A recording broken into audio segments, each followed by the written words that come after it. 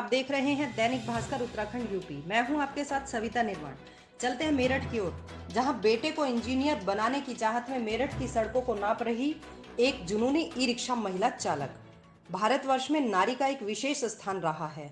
युद्ध के क्षेत्र में चाहे महारानी लक्ष्मीबाई हो या यमराज से लड़कर अपने पति की जान बचाने वाली सती सावित्री हो, युग युगांतर से भारतीय वीरांगनाओं के महत्व और उसके जुनून की चर्चा लगातार विश्व में होती रही है। मेरठ में ऐसी ही एक जुनूनी महिला सुनीता से आज आपको मिलवाते हैं, जो एक गोद लिए हुए बच्चे को इंजीनियर बनाना चाहती है।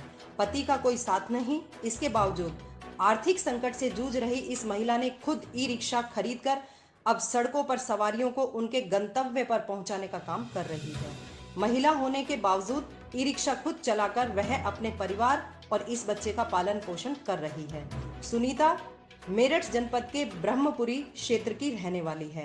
वैसे तो बड़ी बड़ी आलीशान कारों को अभिजात्य वर्ग की महिलाओं को चलाते देखा होगा, लेकिन जहां सवारी ढोने का सवाल है वहां आप केवल मर्दों को ही देखते होंगे।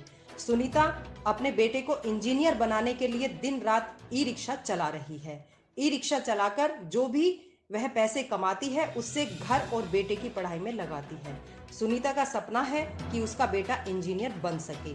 सुनीता से जब भास्कर टीम ने ई रिक्शा चलाने की मजबूरी के बारे में पूछा तो उसने कहा कि जिस इंसान से अग्नि को साक्षी मानकर उसने विवाह किया था वह उसे कुछ ही साल के बाद छोड़कर भाग गया। बकौल सुनीता, वह एक छोटे से स्कूल में अध्यापन का काम करती थी, लेकिन वहां से इतना वेतन नहीं मिल पाता था जिससे 2 जून की रोटी का जुगाड़ हो सके। इस आर्थिक संकट से अपना पीछा छुड़ाने के लिए उसने ई रिक्शा खरीदा और एक ड्राइवर को नियुक्त कर दिया, लेकिन उसने भी धोखा दिया।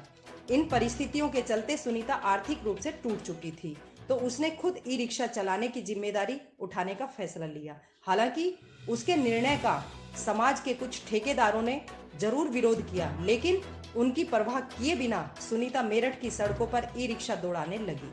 सुनीता का कहना है कि जब से उसने ई रिक्शा चलाने का जिम्मा उठाया है तभी से अब उसकी पारिवारिक स्थिति पटरी पर लौटने लगी है।